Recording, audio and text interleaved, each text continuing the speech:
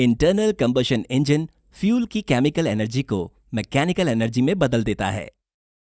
Diesel engine, जो लगभग एक सदी से मानव जाति की मदद करते आ रहे हैं, सबसे वर्सेटाइल यानी कई तरह से इस्तेमाल किए जाने वाले और किफायती आईसी इंजन्स हैं। डीजल की केमिकल एनर्जी को असरदार तरह से रिलीज करने के लिए फ्यूल के एटमाइज्ड फॉर्म को high temperature and high pressure air के संपर्क में लाया जाता है। ये एनर्जी मैकेनिकल रोटेशनल एनर्जी के रूप में ठीक तरह से ट्रांसफर की जाती है। तो एक डीजल इंजन का ऑपरेशन लगातार हाई प्रेशर और हाई टेम्परेचर हवा को प्रोड्यूस करने पर निर्भर करता है। इस वीडियो में हम देखेंगे कि इसे कैसे अचीव किया जा सकता है। पिस्टन,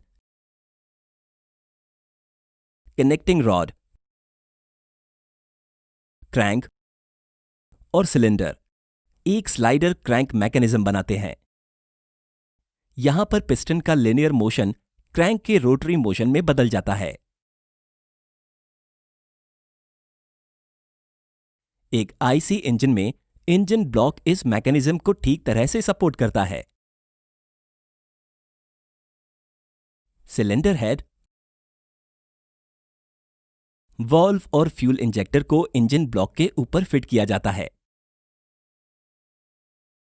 जब पिस्टन नीचे की तरफ मूव करता है तो इनलेट वॉल्व खुल जाते हैं और बाहर से ताजी हवा अंदर की तरफ खींचती है। दूसरे शब्दों में कहें तो इंजन सांस लेता है। रिटर्न स्ट्रोक के दौरान इनलेट और एग्जॉस्ट वॉल्व्स बंद हो जाते हैं और सिलेंडर के अंदर हवा कंप्रेस होने लगती है। कंप्रेशन स्ट्रोक के दौरान पिस्टन हवा पर काम करता है, तो हवा का टेम्परेचर और प्रेशर इस लेवल तक बढ़ जाता है जो डीजल की सेल्फ इग्निशन वैल्यू से ज्यादा हो। कंप्रेस्ड हवा में डीजल के एटमाइज्ड फॉर्म को इंजेक्ट किया जाता है। फ्यूल भाप में बदलने लगता है और उसमें ऐसा स्पॉन्टेनियस एक्सप्लोजन होता है जिसे कंट्रोल नहीं किया जा सकता। इसका नतीजा ये होता है कि प्रेशर और टेम्परेचर की वैल्यू हाई लेवल तक पहुंच जाती है। हाई एनर्जी का फ्लूइड पिस्टन को नीचे की तरफ पुश करता है। गर्म हवा पिस्टन पर काम करती है और फ्लूइड की एनर्जी पिस्टन की मैकेनिकल एनर्जी में बदल जाती है। केवल यही एक स्ट्रोक है जिसमें पिस्टन फ्लूइड से पावर एब्जॉर्ब करता है। सिस्टम की इनर्शिया की वजह से पिस्टन फिर से ऊपर की तरफ मूव करता है। इस बार एग्जॉस्ट के वॉल्व्स खुलते हैं और एग्जॉस्ट रिजेक्ट हो जाता है। फिर से सक्शन स्ट्रोक होता है। यह साइकिल, जिसमें टोटल 4 स्ट्रोक्स होते हैं, लगातार पावर प्रोडक्शन के लिए रिपीट होती रहती है।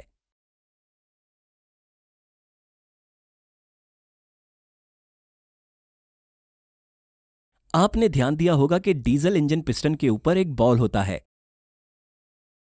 कंप्रेशन स्ट्रोक के दौरान यह बॉल लगातार घूम रही हवा को प्रोड्यूस करने में मदद करता है, इसलिए इंजेक्टेड फ्यूल हवा के साथ ठीक तरह से मिक्स हो पाता है।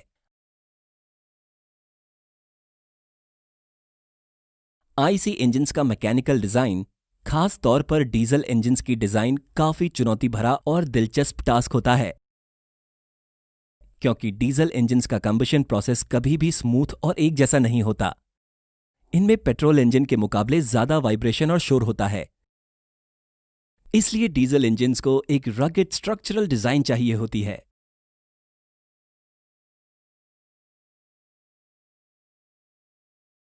चार स्ट्रोक्स में से केवल पावर स्ट्रोक के दौरान ही पिस्टन पर बहुत ज्यादा फोर्स लगता है, तो एक सिंगल सिलेंडर इंजन में हमेशा हाई फोर्स नॉन यूनिफॉर्मिटी यानी असमानता होगी। जैसा कि दिखाया जा रहा है, इसके साथ ही आउटपुट पावर भी फ्लक्चुएटिंग नेचर का होगा।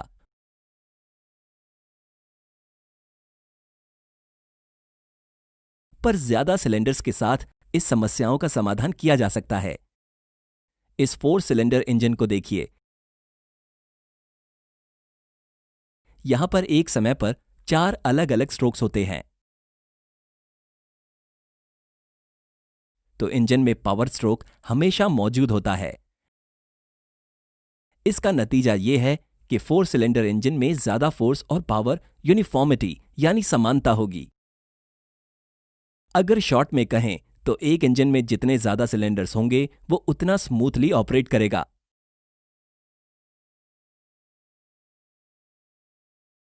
एक 4 सिलेंडर इंजन आमतौर पर इस फायरिंग ऑर्डर के हिसाब से ऑपरेट करता है।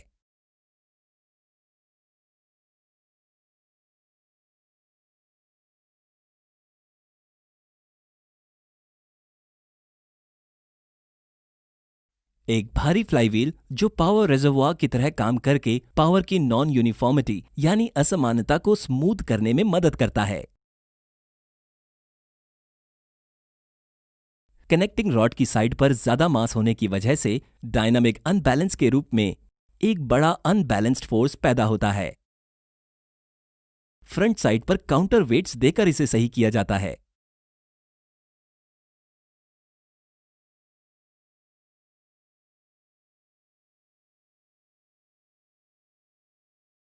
कैमशाफ्ट्स के एक पैर द्वारा वॉल्व्स के खुलने और बंद होने को ठीक तरह से कंट्रोल किया जाता है।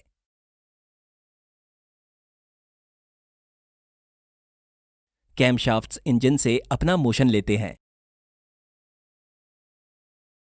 यह क्लियर है कि कैमशाफ्ट्स को क्रैंकशाफ्ट्स की आधी स्पीड पर रोटेट होने की जरूरत होती है।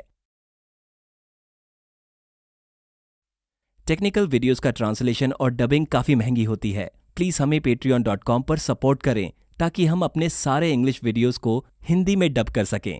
Thank you.